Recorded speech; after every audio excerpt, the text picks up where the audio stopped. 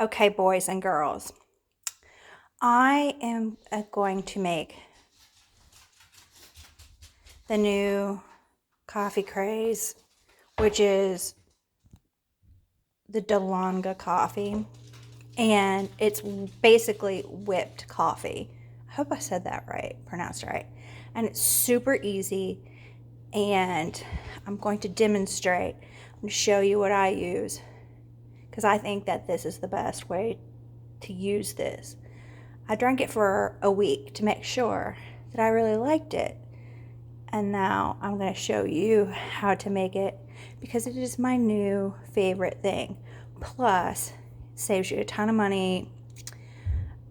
You don't have to go to Starbucks. It tastes way better than Starbucks. And it's just pennies on the dollar. Very frugal.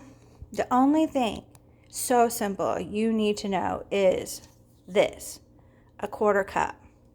So you want a quarter cup of coffee, and I use Cafe Bustelo, and everyone that I have heard has talked about different coffees they use. I used the Cafe Bustelo, the espresso. Perfect. I like the raw deal. Crystals, cane sugar, unprocessed. Very excited to be using this. And then, of course, you have a quarter cup of hot water. You need hot water. Don't ask me why. I don't know. So I'm going to pause for a second. So I was getting everything prepared. So here's my quarter cup of sugar. In you go. They said you could use any sugar or types of sugar substitute, as long as it's granulated. They also said, though, that if you use a sugar substitute, it's not going to get as frothy. I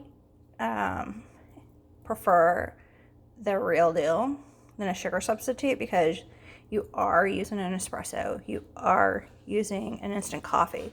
So the less aftertaste. That's what everybody was complaining about, was sometimes because of the coffee, the aftertaste. All right. So next, I'm going to use the freeze-dried coffee, and it has to be freeze-dried coffee. That's the whole magic to this. Okay, so I'm going to pause because I need two hands. Okay, so I have it on.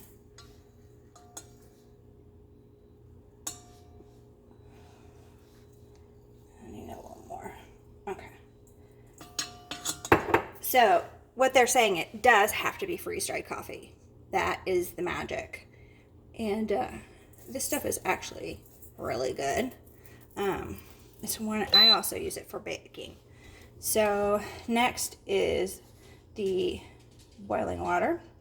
Now, they said that you can actually do this by hand, but it's going to take a long time to do that. So I am using my trusty hand mixer, and now we're going to get this party started.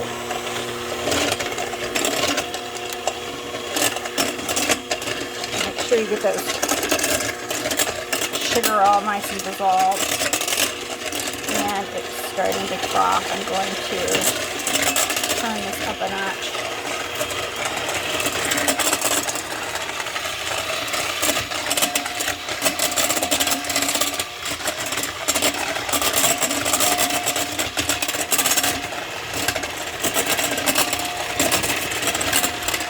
The consistency this turns out to be is like whipped cream. It's like coffee whipped cream.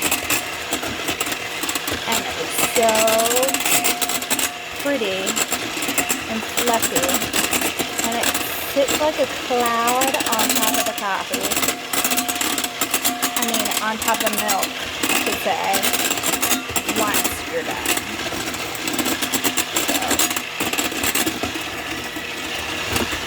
And you see, it's starting to really froth up. Okay, so after a little handiwork, we'll fast forward action here. As you can see, it's really starting to fluff up now. Doesn't that look amazing?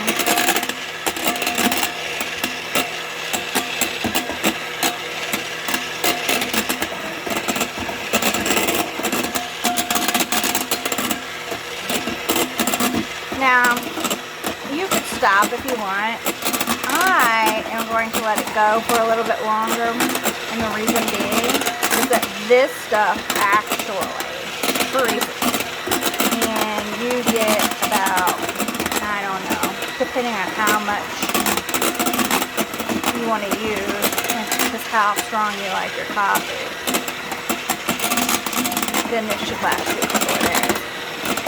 So, and it's almost there, you can see. Almost.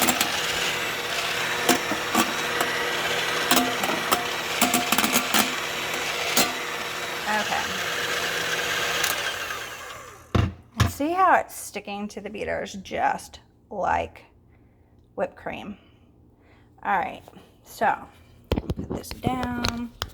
Get everything situated. Okay. All right. So my trusty ice coffee.